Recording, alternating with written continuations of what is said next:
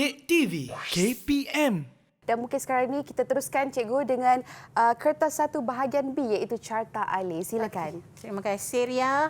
Okey, so sedikit ringkasan untuk makluman atau perkongsian dengan murid-murid iaitu apa kandungan dalam kertas bahagian B, kertas 1 sains komputer. Okey, untuk bahagian B ada 4 soalan saja ya Ria. 4 soalan iaitu 2 soalan yang mempunyai 10 markah. Maksudnya dari 2 soalan tu ada 20 markah lah. Kemudian 2 soalan yang berikutnya mempunyai 15 markah. So dari sini kita akan peroleh 30 markah. So untuk keseluruhannya bahagian B mengandungi 50 markah. So dalam aras pentaksiran ini murid akan diuji aras mentaksir, menganalisis, menilai, mencipta. Dia, maksudnya kebat lah, kebat. Cuma dalam soalan bahagian B ini juga ada 1 atau 2 soalan aras memahami. Aras pentaksiran memahami. So kita lihat contoh soalan bahagian B. Okey, dalam soalan ini murid diberi satu bahan rangsangan.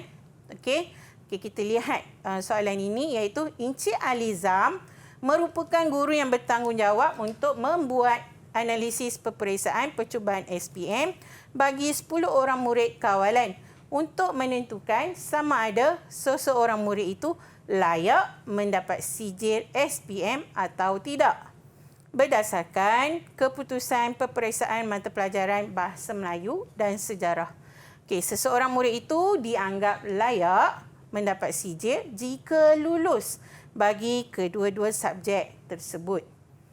Panjang soalannya. Okey, walaupun panjang soalannya tapi murid-murid kena baca semua bahan rangsangan yang diberi tersebut. Okey, dari awal hingga akhir. Dan apa yang murid-murid perlu buat ialah menanda ataupun highlight kata kunci ataupun apa isi-isi yang penting dalam bahan rangsangan yang diberi. Okey, sebelum kita highlight ataupun menanda kata kunci yang diberi dalam soalan ini, kita lihat dulu apakah kehendak soalan. Okey, dalam soalan ini murid diminta untuk membina.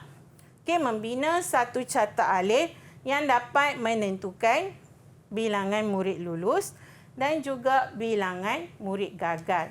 Okey, so kita lihat bukan carta alih, kita tanda dulu apa yang penting dalam bahan rangsangan ini dan juga apa kehendak soalan. Okey, so kita lihat ya.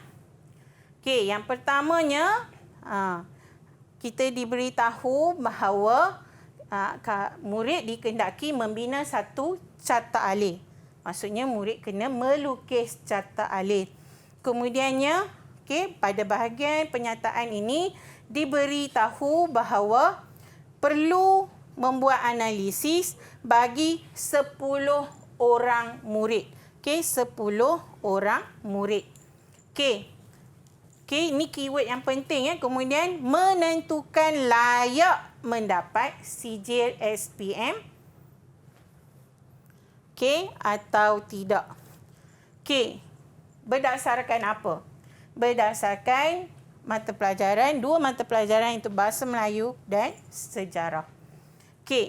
Kemudian jika murid layak, murid dianggap layak jika lulus. Bila mendapat soalan seperti ini, apa yang perlu murid buat ialah membina IPO, iaitu I input, P proses, O output. So murid mestilah mengenal pasti 3 perkara ini. Input. So apakah input? So dalam dalam penyataan ini murid kena kenal pasti apakah input. So dalam soalan ini kita melihat yang bertanda merah tu iaitu kita nak melihat murid itu layak mendapat sijil, okey, jika berdasarkan keputusan bahasa Melayu dan dan sejarah. Maksudnya keputusan peperiksaan. Maksudnya markah lah. Markah bahasa Melayu dan juga sejarah. Okey, proses. Okey, selepas itu murid mesti menentukan apakah proses yang perlu murid lakukan. Ataupun proses ni sebenarnya salah satunya murid kena kenal pasti struktur kawalan apakah yang murid-murid akan guna. So, dalam struktur kawalan, murid-murid telah pun mempelajari 3 jenis struktur kawalan. Itu struktur kawalan berurutan, okay, kemudian struktur kawalan pilihan dan juga struktur kawalan ulangan. So, manakah struktur kawalan yang akan diguna oleh murid? So, kita melihat di sini, iaitu guru ini perlu membuat analisis bagi 10 orang murid. 10 orang murid. Maksudnya akan berlaku pengurangan lah sebab dia akan semak murid yang pertama layak tak dapat sijil. Kemudian murid yang kedua layak tak mendapat sijil. Dan seterusnya lah sehingga 10 orang murid. So di sini kita tahu bahawa struktur kawalan ulangan akan digunakan. So murid ataupun calon-calon SPM kena ariflah menentukan struktur kawalan apa. Okey. Kemudian seterusnya kita lihat output. So output, okey. Sebelum tu dalam proses ni juga akan berlaku proses pengiraan. Okey, sebab nak mengira berapa orang yang bilangan murid lulus, bilangan murid gagal. So ada pengiraan jugalah di sini. Okey. Dan seterusnya pada bahagian output, kita kena paparkan bilangan murid lulus dan bilangan murid gagal. So murid atau calon SPM mesti menanda semua jawapan ataupun semua keyword ini. Okey, berhati-hati, tanda dan kenal pasti input, proses dan output. Termasuk struktur kawalan yang murid-murid akan guna. Okey, kita lihat contoh jawapan ini. Okey, ini contoh jawapan. Okey, dinyatakan sini contoh jawapan ini kurang tepat. Okey, kenapa contoh jawapan ini dikatakan kurang tepat? Okey, kita lihat apa yang kurang pada jawapan murid ini. Okey, lihat.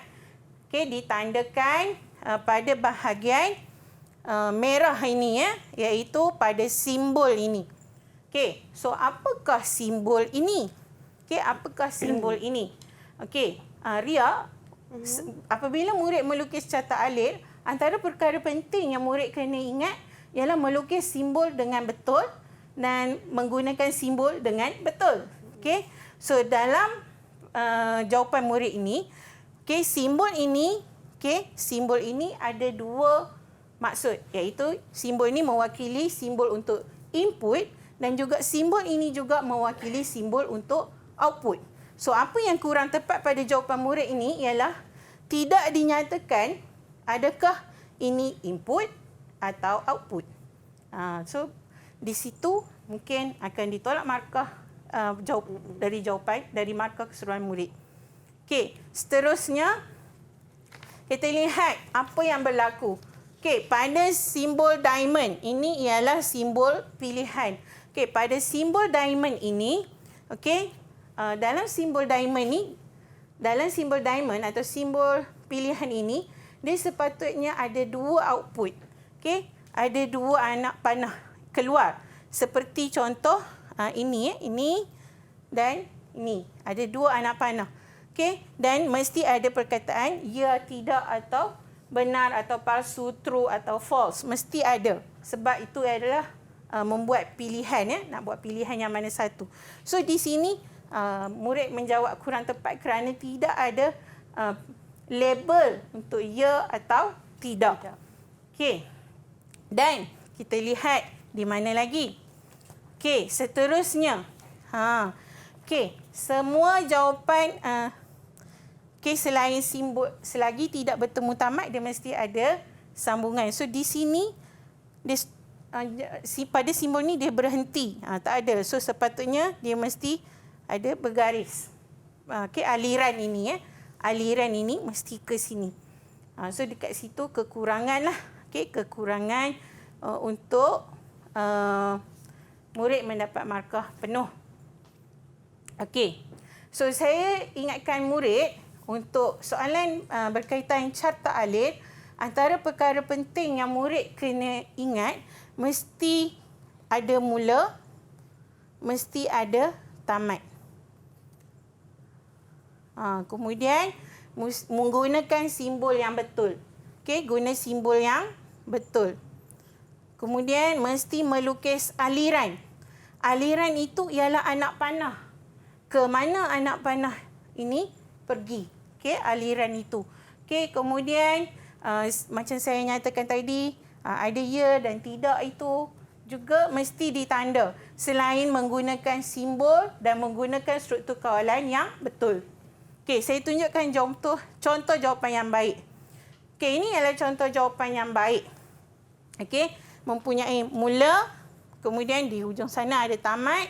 Okey, kemudian counter isytiharkan pemboleh ubah. Okey, pada bahagian pilihan ini counter kurang atau sama dengan 10, digunakan simbol tanda soal. Okey, itu yang terbaiklah. Kemudian ada ya, tidak. Okey, lihat ni ada input. Kemudian di sini juga menggunakan struktur cuba lihat dalam sini dia menggunakan boolean, operator logik. Dia menggabungkan BM lulus dan juga sejarah lulus, dan kemudian yang lain-lain tu aliran yang bersambung. Satu perkara penting yang murid kena ingat, setiap garis ini mesti bercantum. Jangan ada ruang kosong antara setiap simbol tu. Dia mesti bersambung. Okey, mesti bersambung semuanya. Cikgu, adakah kalau tidak bersambung sedikit hujung dia tu markah akan ditolak ke macam mana? Kemungkinan boleh berlaku. Sebab dia sepatutnya mesti bercantum. Okey, jadi pastikan murid-murid nak lukis tu lukis betul-betul, dan kita tadi dah pun Cikgu Masyita terangkan mengenai bahagian B carta alif. Sekali lagi Ria boleh kongsikan bersama anda, haruslah ada mula, ada tamat, simbol yang betul, lukis aliran anak panah ke mana pergi, dan yang terakhirnya ada ya ataupun tidak. Didik TV KPM